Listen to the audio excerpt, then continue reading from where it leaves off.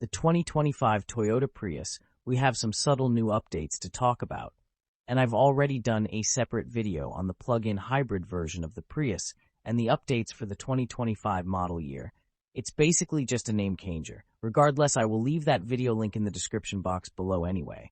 Right now, this video is going to focus on the regular hybrid Prius models. And for this 2025 model year, we now have a new Nightshade Edition, which is basically a more blacked out version of the Prius. You have more blacked out trim on the exterior along with the wheels, and you have the black leather synthetic seats with the inside with some gray stitching. And this Nightshade trim level, it's based upon the XLE trim level of the Prius. Also new for the 2025 model year, it's going to be a new exclusive Karashi exterior color for the Nightshade trim level, so that kind of cool-looking yellow color that's a special color exclusive to the Nightshade. Alright, other than there are no new changes with the Toyota Prius, we do have the official pricing here from Toyota, and we have 4D. Different trim levels, we have the base XLE Nightshade and the Limited at the top, and you can get all-wheel drive as an additional option with all 4 trim levels for an additional $1,400. And the starting price, it has gone up by $400 compared to last year. A Prius Late's going to start at $28,300.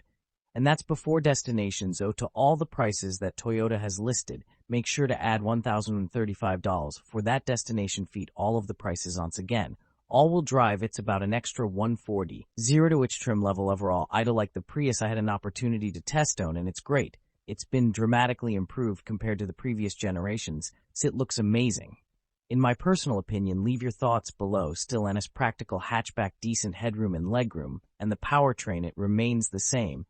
It's a 2L 4-cylinder engine, made it to some electric motors, and it produces 196 horsepower and 152 pit-tough torque. It gets an incredible combined fuel economy rating of between 54 mpg to 57 mpg combined. That is really impressive. Again, these numbers, they kind of change depending on if you go with the all-wheel drive or the front-wheel drive. Also, the horsepower ratings can also change. The front-wheel drive models come with 194 horsepower, and it's the all-wheel drive models that get 196 horsepower. Not a big deal, but I just thought I would mention it too. Overall, I do think that the XLE models are going to be your best value proposition, and if you like the way the Nightshade looks, then that's also something to look into. But something like the XLE, it's going to come with the much cooler looking 19-in wheels. You're going to get the heated front seats, a heated steering wheel, wireless phone charger, the synthetic leather seats, etc.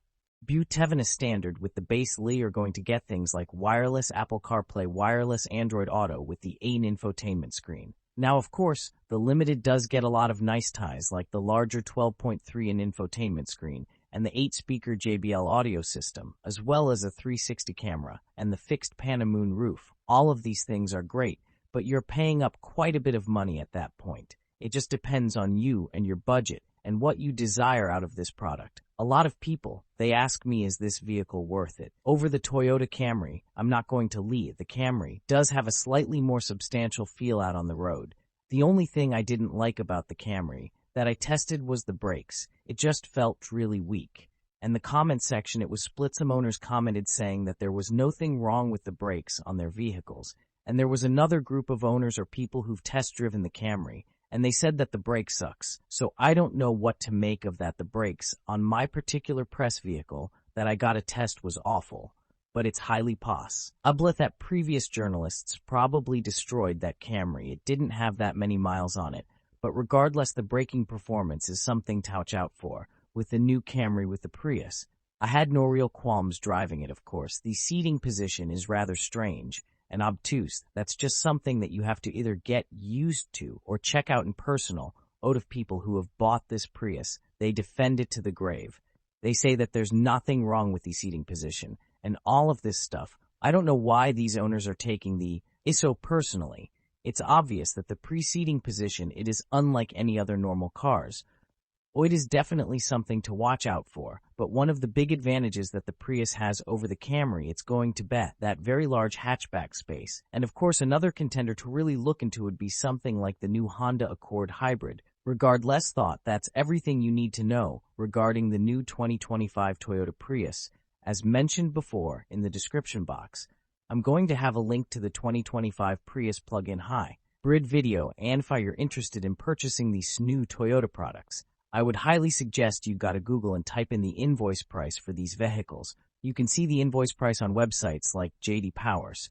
So that's definitely our source you should look into. And if you look up the invoice price of like a 2024 XLE all-wheel drive Prius, there seems to be about a 2,000 delta between the MSRP and invoice, actually a little bit over about $2,200 difference. Obviously, we don't know for sure if dealerships actually pay an invoice price for their vehicles. That's besides the point. This is at least a pretty good start for negotiating with these dealerships. You should always try to not pay full MSRP price. For these rotting, depreciating automobiles, typically if you're each out to the general manager of a dealership for an in-stock unit, and you mail them politely, and you're willing to pay slightly above invoice, which in this case would be about $2,000 off the MSRP, they might actually go for. And I did make a video regarding negotiating with car dealerships and how to reach out to them. I will have that linked below, as well along with a free leasing calculator provided to you by a companion.